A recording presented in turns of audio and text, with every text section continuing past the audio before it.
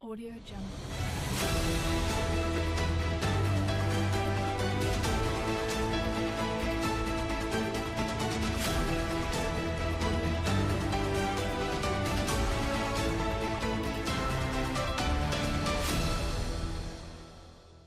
Audio Jungle.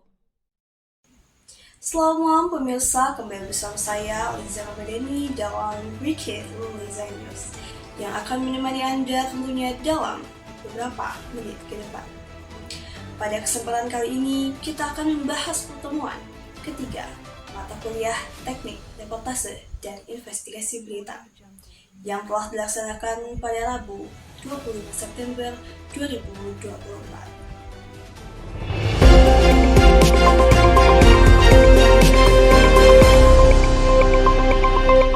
Audio Jungle. Pertemuan ini dihadiri oleh mahasiswa kelas KPI 5C yang membahas mengenai pentingnya informasi dan teknik wawancara dalam reportase. Seperti biasa, kelas KPI 5C melakukan reka adegan rutin setiap minggunya sebagai presenter, reporter, narasumber, dan kameramen. Dilanjut dengan penjelasan dari Dr. Adi Kusuma tentang informasi dan interview dalam reportase. Tapi, sebelum masuk ke pembahasan yang lebih mendalam, penting untuk dipahami bahwa wawancara tidak sama dengan reportase. Wawancara adalah salah satu teknik dalam reportase. Lingkup reportase lebih luas, mencakup pengumpulan berbagai informasi dari berbagai sumber. Audio Jungle. Sedangkan wawancara sendiri adalah proses pengumpulan data, baik berupa pendapat, pandangan, atau pengamatan seseorang yang dapat dijadikan sebagai bahan penulisan karya jurnalistik.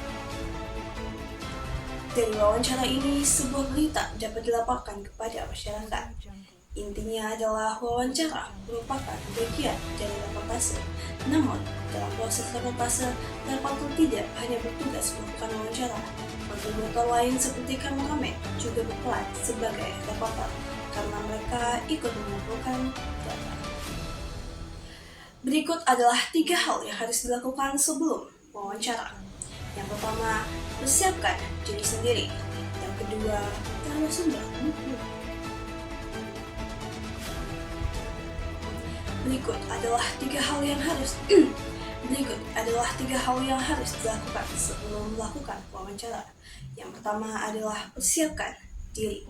Sebelum kita melakukan wawancara, perlu untuk diperhatikan bahwa kita harus mempersiapkan diri sendiri, karena diri sendiri yang akan maju dan melangkah ke depan untuk melakukan wawancara. Pencarian narasumber ini dapat terbilang sebagai tahap yang paling sulit dalam proses jurnalistik, karena mencari narasumber yang pas adalah suatu hal yang tidak mudah dilakukan. Yang ketiga, pahami topik yang akan diangkat. Karena ketika kita ingin mewawancarai seseorang, maka kita harus pahami dulu topik yang akan diangkat, agar ketika seseorang itu bisa menjelaskan kepada kita, kita tahu dan juga memahami apa yang telah dibicarakan. Seorang reporter juga perlu menyiapkan daftar pertanyaan dan bersikap objektif dalam penyampaian berita. Untuk mendapatkan hasil wawancara yang maksimal, persiapan sangatlah penting. Maka, beberapa langkah yang harus dilakukan antara lain: 1. Mengumpulkan data sebanyak mungkin tentang narasumber. Yang kedua, menyusun dan menyeleksi pertanyaan yang akan diajukan. Yang ketiga, menggunakan bahasa yang baik dan benar selama wawancara. Yang keempat adalah menyimak dengan cermat jawaban narasumber untuk memunculkan pertanyaan lanjutan.